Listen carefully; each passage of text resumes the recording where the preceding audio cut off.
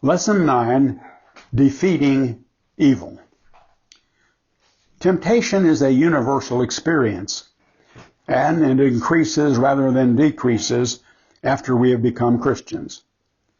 This is to be expected because we have changed sides. Temptation comes to us through, number one, the world, society, which leaves God out. Number two, the flesh, our own fallen nature. Three, the devil, the anti-force of evil.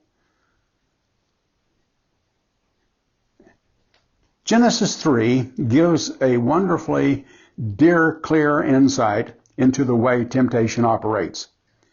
Don't miss the important truths it has to teach. Why should there be temptation, you might ask?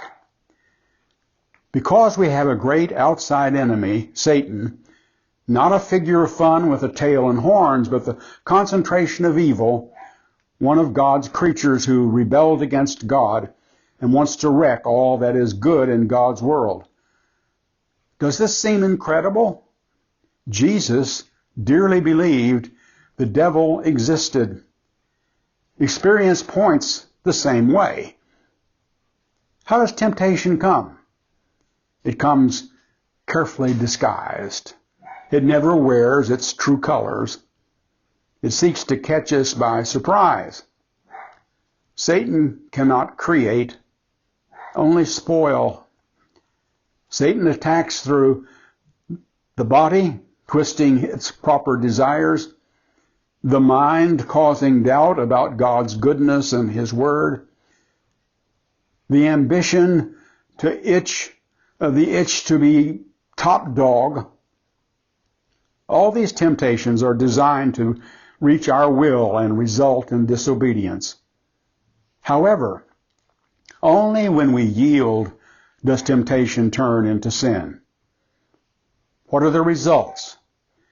When we give in to temptation, it makes us feel guilty. It often affects other people as well, and it makes God seem unreal and unwelcome. It produces also fear and moral cowardice. It brings God's judgment. Where's the answer? Verse 15, Jesus, the woman's seed, crushed the serpent's head on the cross. He endured the full force of temptation and overcame it. He is alive and lives within us as conqueror. He offers us His moral power to turn our defeats into victories. There are some things to remember. Number one, temptation is not sin. Yielding to it is. Number two, Jesus was tempted more than we are, but He never gave in. Number three, because Jesus won the war, we can win our battles too. Number four, there is always a way through if you will take it. Ask for His strength when temptation strikes. Number five, you can lose a battle, many battles, and still win the war. Take heart. He hasn't finished with you. There's some things to avoid. Don't flirt with the world, society, films, magazines, talk, attitudes, ambitions that dull your love for Christ.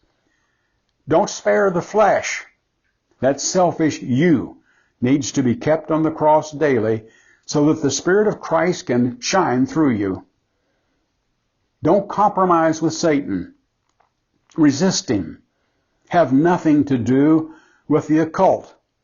Occult books and practices need to be discarded. There is nothing so miserable as half-hearted Christian life. The Bible verse you will appreciate learning and memorizing this session is Philippians 4:13. I can do everything in Him who gives me strength. The Bible passage for study is Luke 4, verses 1 through 13. The following questions will aid you in your study. Number one, what temptations were presented to Jesus? How would those temptations be translated into our day? Number 2, is there anything significant about the time and place when temptation struck? Number 3, Jesus quoted various scriptures when handling these temptations. They came from Deuteronomy. What do you learn from that? Number 4, in Eden, humanity fell. In the desert, Jesus overcame. What comparisons and contrasts do you see in these two events? Number 5, the first and last words of the passage are highly significant. Here are some additional books for your bookshelf. Michael Green, I Believe in Satan's Downfall.